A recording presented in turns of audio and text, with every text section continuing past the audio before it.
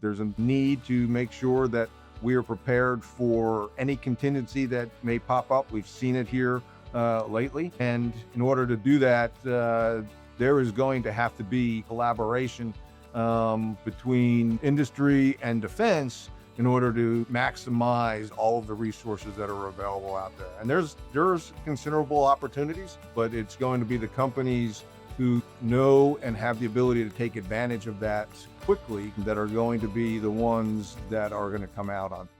Hey everybody, welcome to the Future of GovCon. This is a weekly podcast that we put together to bring the experts from across the industry and look at what's happening today and how it's going to impact the future. I'm Jake Frazer. I'm the owner and CEO of Precision Talent Solutions. In leading one of the industry's top executive search firms, I get to talk to influencers every day. C-suite executives, board members, growth leaders, top government officials, military flag officers. And on this podcast, what we're doing is we're bringing in these experts from AI, from space, from medical, from logistics, from engineering. And we're sitting down and talking about what's happening in their specific area of the industry and how it will impact the future. So pour a cup of coffee and let's get started.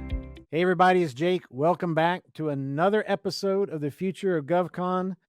Today we have, every organization has one, we have the money man. We have the former comptroller, essentially for the U.S. Army. Here with us, Lieutenant General retired Paul Chamberlain is joining us. Paul, where are you calling in from? Calling in from Haymarket, Virginia. All right. That's a little bit outside the Beltway, right? About 45 miles. Easy drive. Good. Well, welcome to the podcast, Paul. Appreciate you being here. Yeah, my pleasure and excited to be here with you. Now, you wouldn't guess that Paul has a Ranger tab, Special Forces tab, was a signal officer, and but has somehow got in the money track, retired as a 3-star general, spent the last 8 years in the Pentagon. Is that right? Yep, that's correct. That's why he has gray hair. The last 4 years as the Army Comptroller, overseeing with almost a $200 billion budget. And then 4 years before that as the Army budget director. So 8 years focused on this very complex organization, this budget. He's the principal advisor to the Assistant Secretary of the Army for Financial Management and Comptroller. The guy's been up in front of Congress, the House, Senate many times, making the case for the Army, I'm sure making a good case. But has a fantastic career, 37 years in the U.S. Army, just retired, has kind of done enough painting and sawing and sanding down woodwork, and I think he's ready to get to work. He is one of our precision experts. So if you hear something today, if you're interested in Army budgets, you're interested in DOW budgets, you want to hear how things are going to play out, Paul's a wealth of knowledge. And I think a lot of folks in our audience could use his level of expertise and perspective. And he's just a good guy and a great leader. So welcome to the podcast, Paul. I appreciate that intro. It's very kind, Jake. Thanks. So you went to Clemson, not a hotbed for producing 3-star generals, right? That's a good school. There's a couple of them that came out of Clemson. So he's go ahead. Yeah, are you a Clemson fan or an Army fan when it comes down to it? Yes, both. Absolutely. I bleed orange.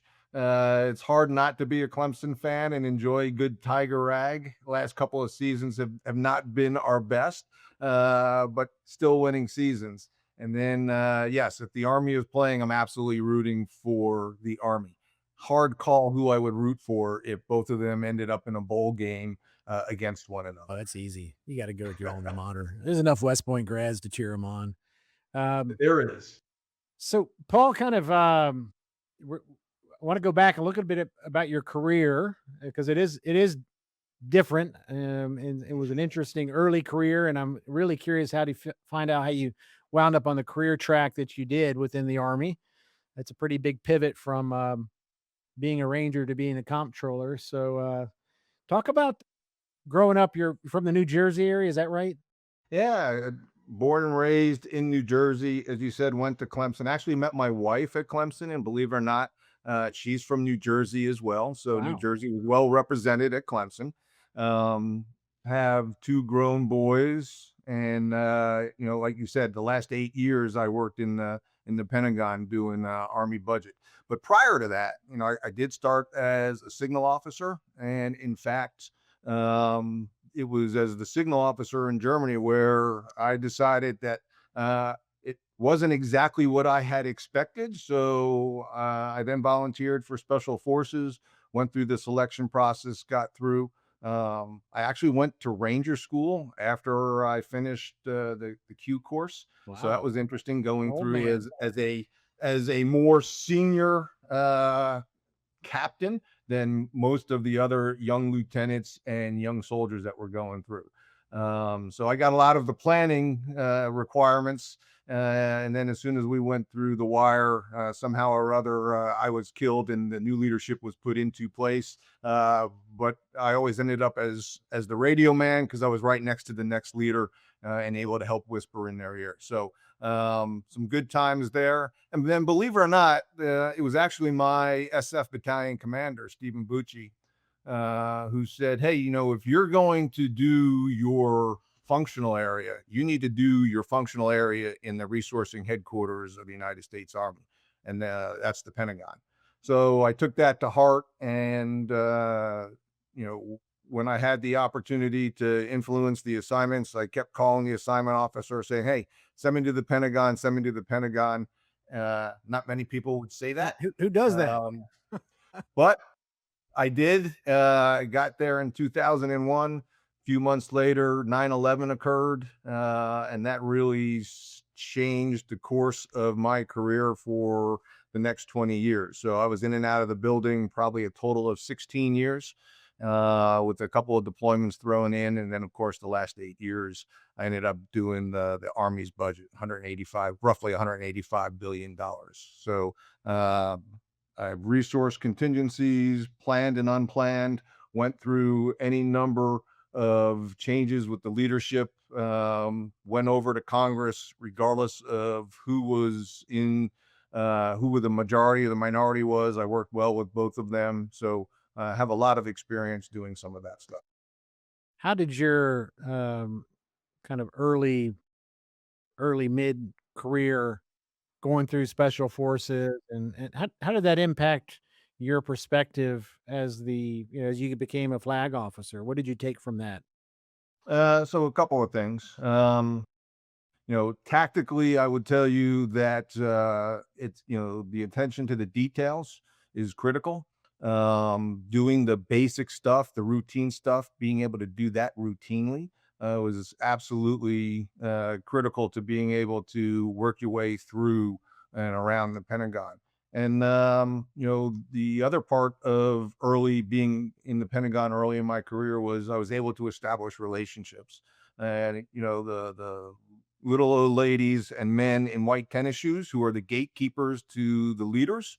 It's always good to be able to walk into the outer office and say hello to them with their first name, and miraculously, you're able to get on people's calendars. So that walk around leadership, that walk around management style has typically been what I have done, and it's paid dividends for me as I continue to spend more and more time in the Pentagon.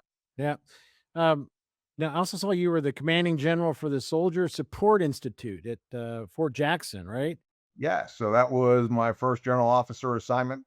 Um, we would train roughly about 10,000 soldiers, officers, NCOs across both finance, AG. Believe it or not, I had the School of Music out at Little Neck. And it was just a really great experience being able to set the conditions for training, change some of them, help establish the way we want to build the foundation for our young officers, soldiers, and NCO. That was smart of the Army to take someone that had done the signal training and then, kind of that special forces background and then put you in charge of training kind of the shared services backbone for the Army, right? I don't, it, For me, I thought it was smart because it was great for my development. as you're learning the programs of instruction and the way then training and doctrine command would do their work. It was eye opening. It was very sequential. Again, the attention to detail helped a lot. But I would tell you, it was also understanding how do you use the process in order to get to the end results that you want. That was also allowed me to accomplish several of the changes that was needed there at Fort Jackson within building 10,000 and a soldier support institute. Very cool. Great experience. And I probably not the typical CG background for that institute, I can imagine. So Yeah, PT in the morning was a lot of fun because of that. I bet they're like, what is this guy doing? All right. So Pentagon for the last 8 years, how much time did you spend going to the Hill talking to Congress? Talk about that experience. Yeah, so there's different seasons, and obviously, as you roll out the budget's supposed to roll out in February. By law, it's supposed to be presented the first Monday in February.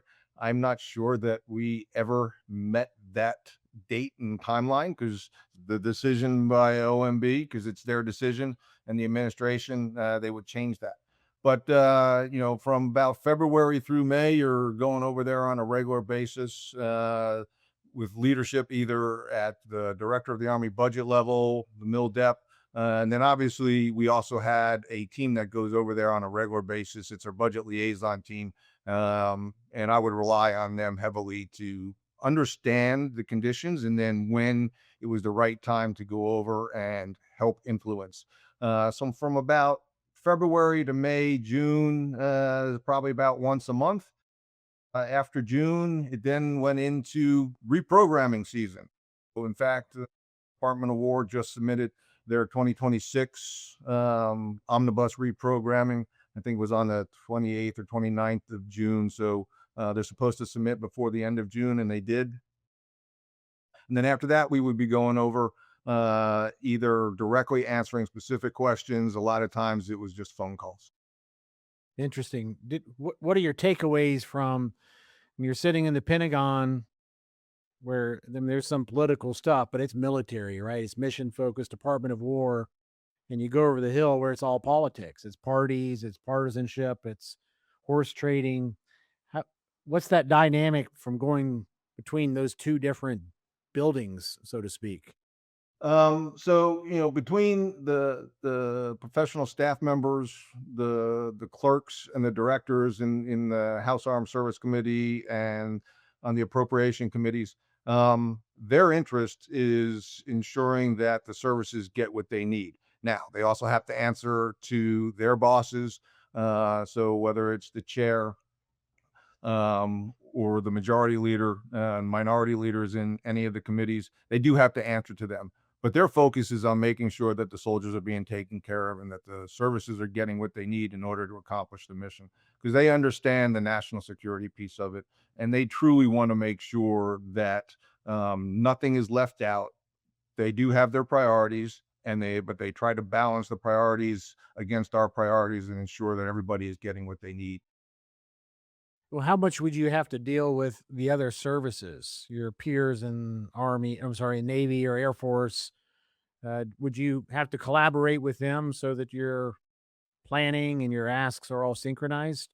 Absolutely. Whether it was going over during the reprogrammings, which is where we would definitely go over and ensure that there was a synchronized and coordinated message that we all wanted to make sure that the staff and the clerks and the directors had. Now, during budget build season, yeah, there's a little bit of competition as we're all trying to get the most for each of our services. But then, it still comes down to what is the priority for the Department of War at that point. And, sometimes what's good for the Army isn't always good for the other services and vice versa. And it becomes a balancing act. And, what we do at the staff level, and then we turn it over to our senior leaders and make sure that the senior leaders get an opportunity to weigh in. So advising the Secretary of the Army, the Chief of Staff of the Army, ensuring that they are able to talk to their counterparts, and then to the Undersecretary of Defense and the SecDef. That's usually the best way to ensure that the services are getting what they need and when they need it. Is there any one of the are there any services where you felt like there was a specific competition for scarce resources and maybe they had a different approach than you? It depends upon what the administration's priority is. So, excuse me. As you know, the Space Force became was established, there was a need to ensure that there was resourcing for them. Obviously, with the nuclear forces and the emphasis that's being placed on the nuclear forces at this point, there's that was the priority for the administration. So the funding has to come from somewhere. There's only so much, and at any given point, there's an opportunity to say, "Hey, this is what's going to happen if you take this amount of money from us. The impact is going to result in this, and this is what we're not going to be able to do." And then let the decision makers make those determinations. Okay. So it's not I don't know, somehow I imagined you'd have to compete with your Navy peer in trying to There is persuade. competition. Uh, there's not a lot of arm wrestling. It just wouldn't be fair. Okay. You call it out. So, when you were the anchor for our panel back in May when we did that expert showcase with 4 other peers, and I just remember you talking about this budget request for 2027. It's not typical, obviously, with the No. headliner number of $1.5 trillion, and you talked about this is an investment. It's an investment in a generational investment, I think is the phrase you use, where we're going from, um, depends on how you slice the Army's budget, what going a 28% increase just in the Army, and it's probably one of the the less emphasized budgets compared to some of the other services. Talk about what in the world is going on with this budget request for this administration in your view? Yeah. So this is a unique budget request, $1.5 trillion. Last year's budget request in 2026 was roughly $1 trillion. The details is in, the devil's in the details, as you said earlier. It's about a 44% increase from 26 to 27, but in round terms, a billion to $1 trillion, 50% increase. $350 billion of it is what is known as reconciliation submission, or mandatory funding is what the administration is calling it. And it's actually the administration is calling it a generational investment, the $1.5 trillion. And I absolutely agree with it.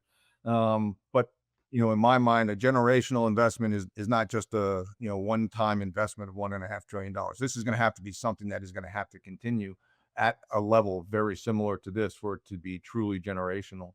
But with that said, so about $1.1 billion or so is going to go through the traditional appropriation process. The other $350 billion is going to go at 1.1 trillion.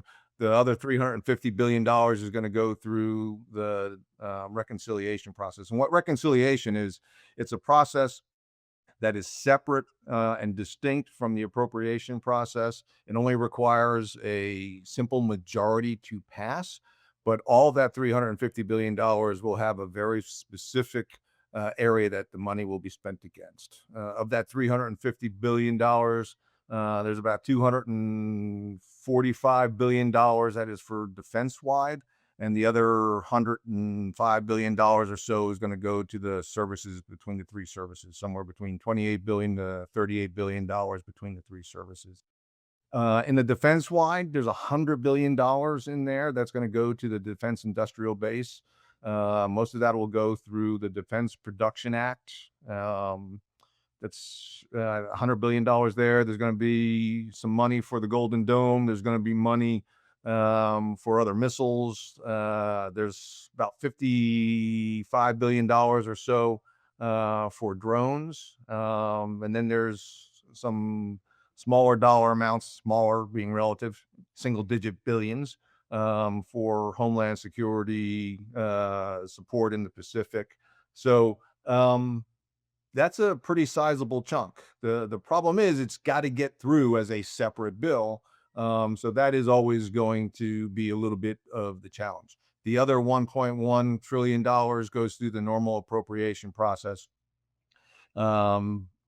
It's a I say relatively simple process, but it is $1 trillion split across the services and defense wide as well.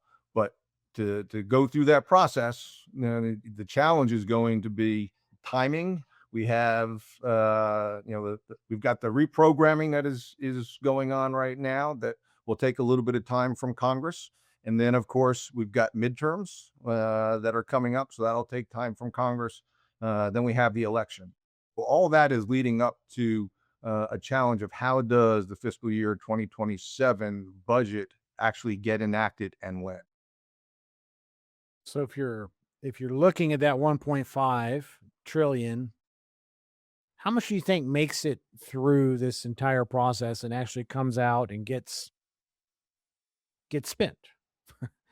Uh, So is it a ask high, knowing you're not going to get it all, so you're gonna maybe 1.3, 1.2? What? How does that shake out? I think there's two parts of that question there. One is when does it get enacted? And I think that is going to be part of the challenge. I kind of laid out a timeline between now and the end of the year. We've got to do the reprogramming. The services need to have that reprogramming in order to pay critical bills that have to get paid, whether it's paying service members or other bills that have come about as a result of operations around the world. So that reprogramming has to be done, and then they have to be able to enact some type of bill before 1 October. My guess is it'll be a continuing resolution. So that $1.1 trillion, any of the $350 billion is probably not going to be enacted by 1 October. That will happen somewhere from 1 October until, pick a date between the end of this calendar year or what is historically seems to be the trend sometime in the first 3 or 4 months of calendar year 2027. So when is that money going to be seen? I wish I could tell you exactly. I do think it'll be seen sometime between now and May of 2027. How much? I think a fair portion of the $1.1 trillion will likely be enacted. Will it be enacted as requested? Probably not, but 90 or 95% or so of it will probably be enacted the way it was requested. The reconciliation piece, there is a lot of critical requirements that is funded in there. $100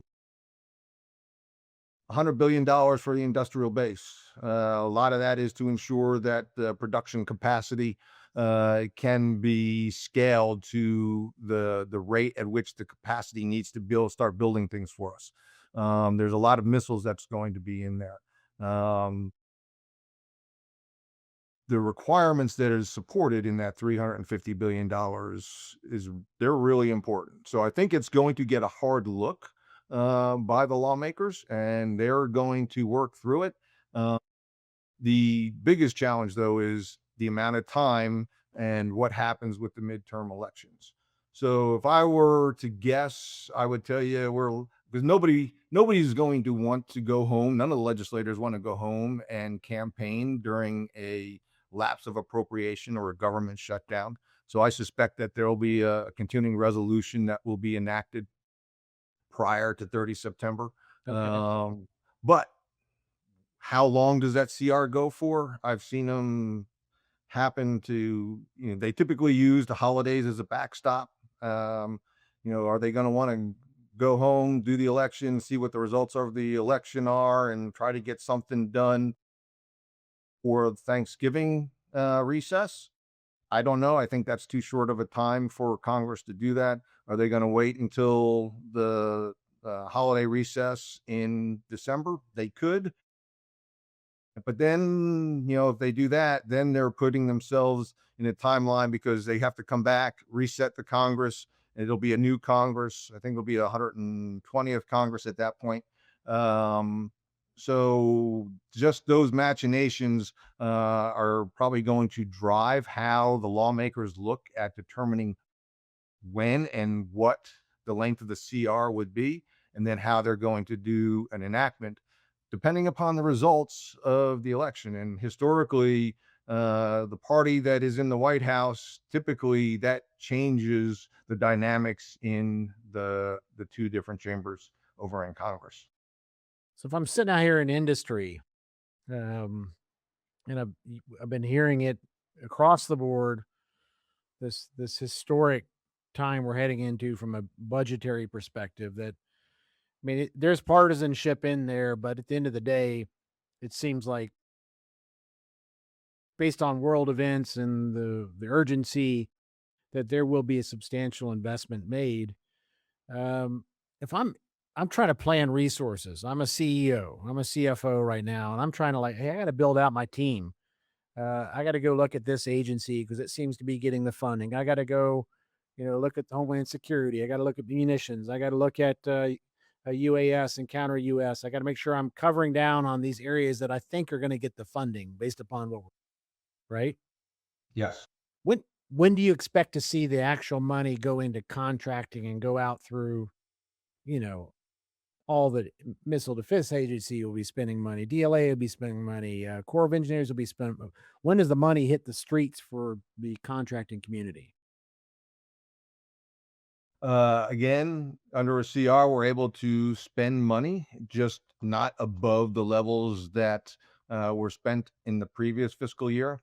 Um, the new money, let's say all of the $1.5 trillion is enacted, and assuming that it happens sometime as it has historically done between January and say April, you're not looking to see any of that money if it's enacted in April until probably start seeing money start trickling out in May or June.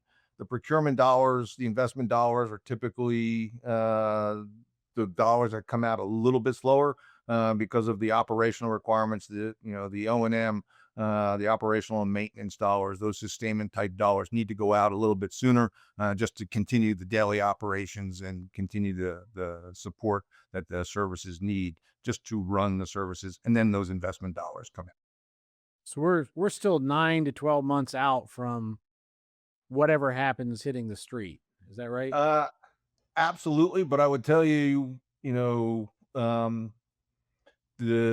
companies that are looking at where those dollars are in the budget request and those that have the ability to start making decisions now based upon what they see, those who can become that are the first to the trough, they will have an opportunity to go in and talk to the decision makers so that when the money does become available, they'll be able to be the first ones that receive some of the dollars. But they're going to have to probably put some of their own skin in the game, take some of that calculated risk based upon what they're seeing. There's opportunities there, but the risk that comes with those opportunities are going to have to be taken in order to get that bigger bang for the buck on the back end. I can imagine that's where you be valuable to our industry partners, to our community, based on your knowledge, is helping companies understand. I know you know the Army budget probably like the back of your hand, but also kind of the overall DOW and the where it's going to go in the timing. And I can imagine that you would be able to help folks sort through that noise, right? I can help sort through that noise. A lot of it will be taking a look at what Congress is doing, and then always being a little surprised by some of their decisions as they're working through their own dynamics over on the Hill as they're trying to figure out what is in the best interest for the nation. Do you see appetite or willingness, or I don't know, stubbornness to we had the longest government shutdown in the history of our country last year, and it had a profound effect on a lot of companies. I mean, everything from do we do AUSA? You know, can we pay our vendors? What do you think the likelihood of having a government shutdown on 1 October is going to be? 1 October? Uh, every time I put a percentage on something, it turns out to be wrong because I'm not that good of a prognosticator. But I would tell you, I think it's pretty low.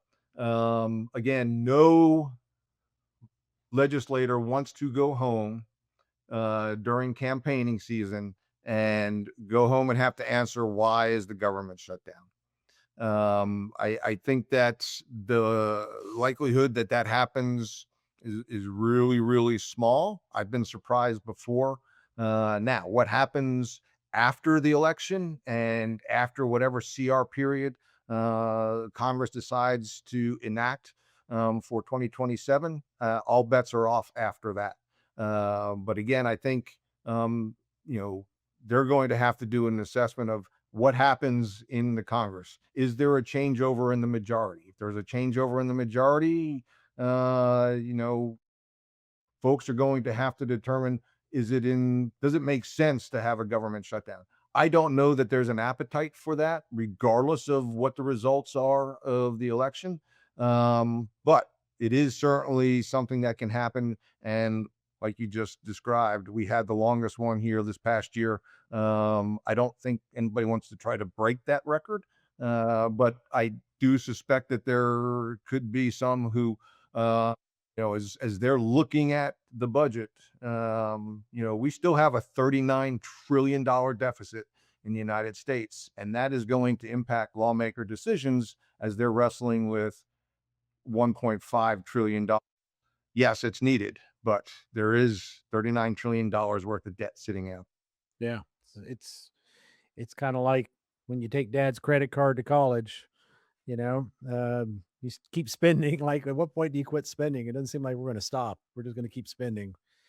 Let's talk about the Army budget. I mean, I know it's near and dear to your heart. A big bounce. I mean, not as big as the aggregate DOW request of 44%, but a 28% increase is substantial. What areas are going to be growing within the Army portfolio? Again, I'm sitting out here as a executive. I got a big Army account. What do I need to be looking at? Yeah, so the biggest growth was in investments, and it's going to be, from what I can tell and have seen, is predominantly going to be in missiles. There will be some drone and counter drone. There's going to be an investment in the command and control systems. You're going to start to see some investment in the new helicopter, and with the reconciliation piece, there's also money in there that's designed to help companies bridge that gap of what is called, that investment valley of death, to where, we've got the innovation, we've got the new equipment, but how do we get it to some initial production and fielding? So there's some funds that are going to be available for that. And we're seeing on the contracting side, on the industry side, just the change in acquisition everybody's talking about. And this focus on speed, right? Everybody talks about it. Some very smart people say with speed comes risk, and it comes mistakes, but also comes opportunities. From a deploying these budgets, is there concern? Is there enough capacity in the industrial base? Is there enough capacity to spend this money on? Do we see gaps? Yeah, so 2026 funding was designed to help address some of that initially, to start building out the capacity, start building out the rates of production and increase the rates of production. So with the $26 doing that, the $27, I think we'll have the opportunity to go ahead and spend it and start meeting those requirements. There's still going to have to be continued expansion. But speed is absolutely going to be one of those critical factors. Going back to what we talked about a little bit earlier, the first to the trough with the ability to demonstrate a capability and the ability to ramp at scale will be the winning companies. What we're seeing is it's getting turned around. It used to be you had to wait for the government to decide what they want and put out the requirement, and then you had to develop a solution. Now it seems like it's going the other way, where industry is bringing solutions to the government and saying, "I know your problem. This can solve your problem. Let's get this thing out and get it on a contract, on a contracting vehicle, do an OTA, a CSO, get this thing going." Absolutely. And that's where, part of the speed is going to come from those companies who are able to put their skin in the game early to be able to come and present to the government, to each of the services. And again, some of that is going to be in missiles and munitions, but it's also going to be in some of the materials that are required to make that munition, to make the casing, to have the explosives. And it's not just the companies doing that, but companies that can help companies move fast and integrate quickly and be able to scale up and also be able to scale back down, because at some point the budgets are going to contract and expand. So you got to be able to grow and also contract a little bit as dollars change and move around. How long does the bulge go for? How long? I mean, with the debt situation, how long can we sustain this kind of spending? It's a great question. I've watched the debt ceiling go from about 31 trillion to the 39 trillion dollars that it is now over the course of the last 3.5, almost 4 years. There doesn't seem to be an end in sight, but at some point, there's going to have to be a reckoning on that. So does that mean we reduce spending? Does that mean there's a change in taxes, or there's a change in how dollars are spent elsewhere in the federal government? That's the balancing act that we send our legislators to Congress for. Yep, they're not doing a very good job managing that because nothing wants to give, and someone's going to have to give at some point. So let's go. Let's go to the future. We like to transport ourselves 3 years in the future, Paul. So we're in 2029, and uh, what's the budget look? What's the FY 2029 DOW budget look like? I don't know that we're going to have over the course of the next 2 to 3 years the same type of expansion that we have with the 27 request. Again, we just talked about the 39 trillion. I do think that if we are going to have that generational investment, there needs to be that timely, adequate, predictable, sustained type of funding in order to make the changes that we need to be the leader and be prepared for what happens in the world. So I think the best that we will see is some level, hopefully staying at that $1.5 trillion. If the $1.5 trillion is not enacted, whatever is enacted, we need to try to maintain that. But I would tell you that even if we do get the 1.5 trillion or something a little bit less than that, I think the dollars will change a lot in what the makeup is. The other part that we haven't talked a lot about is the readiness. That's both readiness for people, readiness for our facilities, and being able to provide the type of housing that all of our service members and families are required. So the budgets in 2027 do some of that, but there's going to have to be continued sustained funding at that level to provide what we owe our service members. And I saw where it's like 60% of the budget it goes to O&M and personnel, right? It does.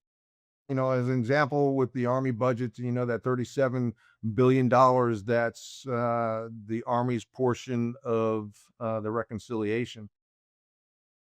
About two-thirds of it, the biggest chunk of it, is going to go to munitions,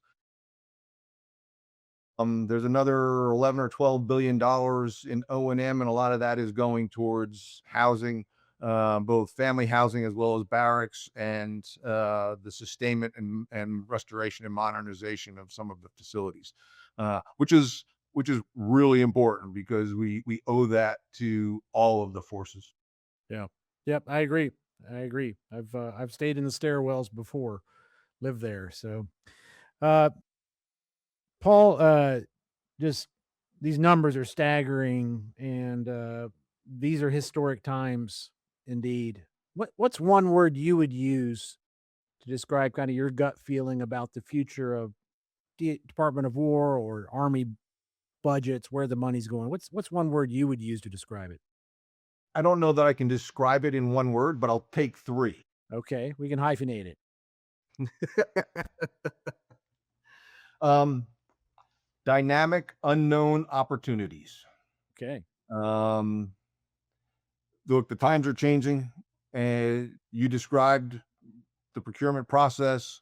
Um, there's a desire to ensure that we're taking care of service members and the families. There's a need to make sure that we are prepared for any contingency that may pop up. We've seen it here lately. And in order to do that, there is going to have to be partnership is not probably the right word, but cooperation and collaboration between industry and defense in order to maximize all of the resources that are available out there. And there's considerable opportunities, but it's going to be the companies who know and have the ability to take advantage of that quickly that are going to be the ones that are going to come out on. Yep.